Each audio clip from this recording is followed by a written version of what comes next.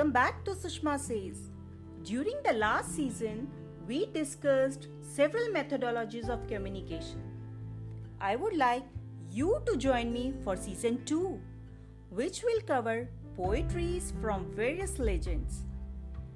जात न पूछो साध की, पूछ लीजिए ज्ञान, मोल करो तलवार का, बड़ा रहन दो मयान। संत की जाति नहीं, उसके ज्ञान को समझना चाहिए।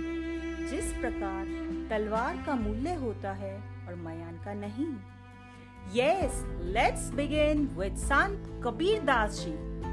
Sant Kabir Das Ji ranks among the world's greatest poets in India. He is perhaps the most quoted author with the exception of Tulsidas.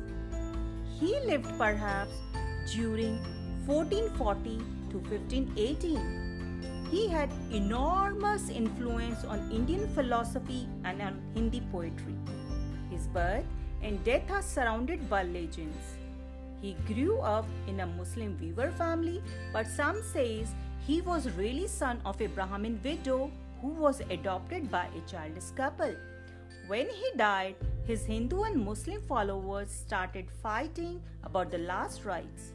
The legend is that when they lifted the cloth covering his body, they found flowers. The Muslim followers buried their half and the Hindus cremated their half. In Magar, his tomb and Samadhi still stand side by side. Kabir Das Ji is a very important figure of Indian society which enlightens the reformation process in the society in the positive way.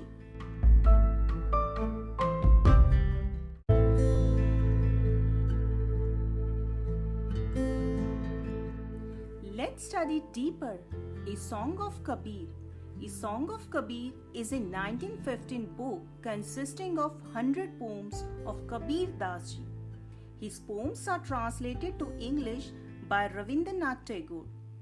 In this, Rabindranath Tagore described the thought procedure of Sant Kabir Das Ji. Sant Kabir Das Ji accepted all the humans, all religion without making any discrimination. He had been in a painful situation when he realized that the people they discriminate on the basis of such small notion which we call caste, creed, religion and color. When he saw the people of the society have not equal rights, they are not equally treated, because of that pain, he has composed many famous dohas just to enlighten minds of the people. It is needless to ask of a saint the caste to which he belongs, for the priest, the warrior, the tradesman and all the 36 castes alike are seeking for God. It is but folly to ask what the caste of a saint may be. The barber has sought God, the washerwoman and the carpenter. Even Rahidas was a seeker after God. The Rishi Swapaj was a tenor by caste. Hindus and Muslims alike have achieved that end where remains no mark of distinction.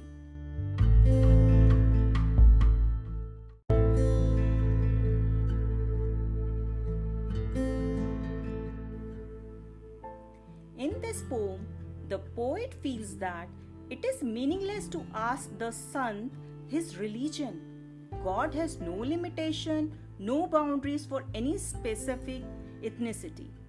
It is not worthy of asking the sage who rose above the humanly or worldly affairs and has achieved the pride of reuniting his soul with God to explore the beautiful spiritual values. The poet is saying the purpose of priest, warrior, tradesman and all the 36 castes is to find or see God. They all are performing their duties and work. God dictates the action and pathway which leads to salvation and for us to be one with God.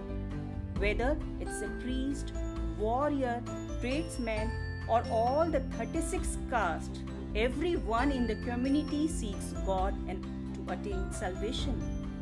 Therefore, it is foolishness to waste our time to inquire about the religion a sant belongs rather than focusing on emancipation.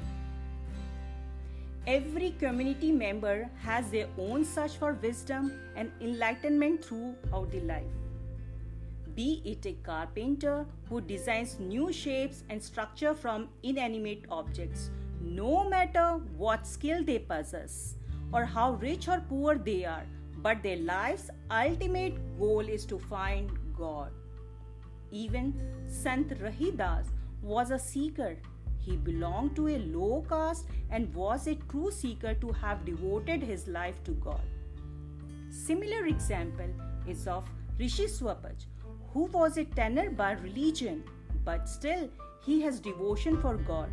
His dedication has achieved salvation. All religion have the same destination, whether it is Hindu or Muslim. We are same and have to achieve the same thing in the end. And is same, no such kind of discrimination is made, and people should not be characterized on the basis of caste, color, creed, but on the basis of devotion, dedication, and feeling for God. In the end, we all have to belong, or we have to reach at the same place without any distinction. In the eyes of God, all are equal, and all religion leads to the path of salvation. Last note.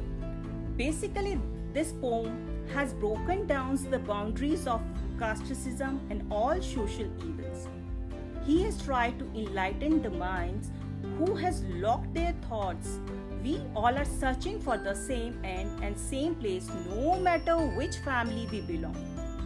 Concluding with this thought, a journey to enlightenment only begins after finding a teacher or son. It is our first step to see God. More in the series shall follow. Till next episode, bye bye from Sushma.